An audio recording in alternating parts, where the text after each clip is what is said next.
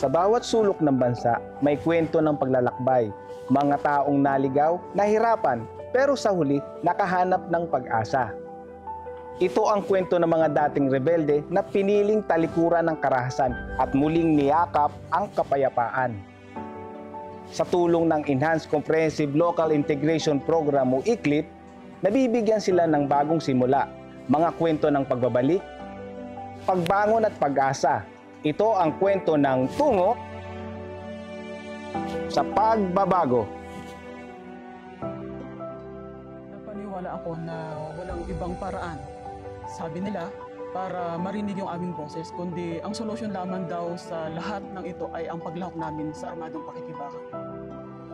Dahil dun sa mga issue na gutom kami, kahit kami ay makapagtapos, walang tatanggap o walang mapapasukan trabaho, kahit na nais mong magreklamo pero walang makakarinig sa iyong boses, kundi ang solusyon lamang sa paliwanag sa amin mula sa umpisa ng mga pag-aaral ng Kilusan ay ang paglahok sa armadong pakikibaka. Yun ang solusyon na nilalatag nila sa amin. Kaya kami ay, kumbaga, na-recruit kung bakit kami ay nahikayat nila na sumampa sa kanila. Inaak sa isip mo ang mga pag-aaral na inilinis mo kaisipan na ang gobyerno ay walang kwenta. Habang tumatagal, sumasama ko sa mga rally, sa mga mobilisasyon dito sa Kamaynilaan at sa Rehiyon, no, na kung saan po ay inausap nila ako na gusto nila ako na ay kita ay pakikibaka. No, ako po ay pinsunta nila sa unang mahati na kanina ang kasapi at binigyan pa ng mga pag-aaral naging ganap na kasapi ng Partido Komunista ng Pilipinas. Marami sa kanila ang sumama sa Kilusan dahil sa gutom, kakulangan sa trabaho o paniniwalang yun lang ang paraan para marinig sila. Nakita ko ang pagkakataon para magbago dahil dun sa campaign na sunod-sunod ng ating gobyerno sa panawagan sa mga katulad kong mga naligaw ng landas.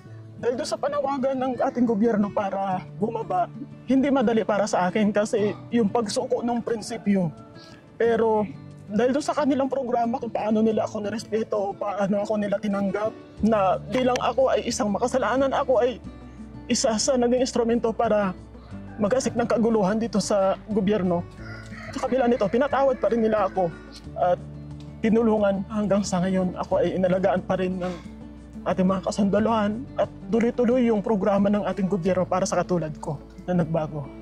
Ang ginawa ko po ay makas na kasi hindi ko na kaya ang makikipag-asa lumuha sa ginagawa nilang aktibidad dahil hindi na niya ng NPA ang tumulong kundi pumatay, manira at sumira ng mga kabataan natin. Ang Enhanced Comprehensive Local Integration Program o ICLIP ay daan tungo sa kapayapaan. Isa itong tulay para sa mga nais talikuran ang karahasan at magsimulang muli bilang produktibong mamamayan. Dito sa tungo sa pagbabago, binibigyang boses ang kanilang kwento, hindi bilang mga dating kalaban, kundi bilang mga bagong kabalikat sa kapayapaan. Ngayon po ay may hanap buhay na ako. Yung aking anak ay pumapasok na sa paaralan na kung saan hindi na palipat-lipat, hindi na patago-tago.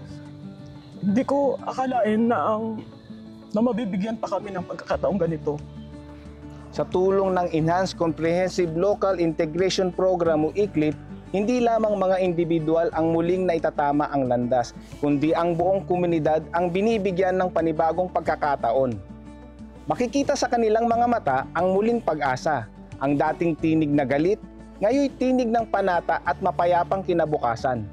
Yung Enhanced Comprehensive Local Integration Program at dinagdagan namin ang aming mga lokal na programa dito sa 80th Infantry Battalion upang mapasurrender ang ating mga kababayan na sumanib sa rebelding grupo.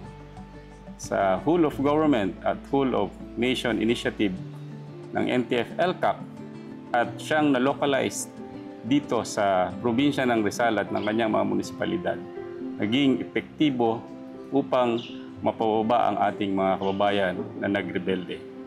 Ang Sandatahang Lakas ng Pilipinas, katuwang ang iba't ibang ahensya ng pamahalaan, ay patuloy sa pagkakaloob ng suporta at pagbabantay sa kapakanan ng mga dating rebelde.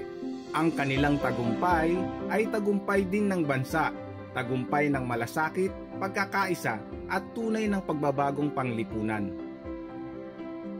nakita ko na hindi pa pala huli ang lahat para sa ganitong buhay, sa normal na buhay. Dahil masaya na ako, kapiling ko ang mga anak ko, nakakagalaw ng malaya. Sa dami po ng mga sumurrender sa buong Pilipinas at sa Southern Tagalog ay buhay kami at nakasama namin ang aming mga pamilya. Personal, and ako po ay nag-grant po ako ng iklip sa panimulang negosyo sa aking pamilya na sa haba-haba ng panahon ay nabigyan ko sila ng pagkakataon na magkaroon kami ng konting negosyo at panibagong buhay. And then, ako po rin dahil tumigil po sa pag-aaral ay nakapag-aral ako na libre sa ating pamahalaan. Ako po ay lumaduate ng alternative learning system. And then, ako ngayon po ay senior high school po ako, graduating ako ngayon, scholar po ako na ating pamahalaan.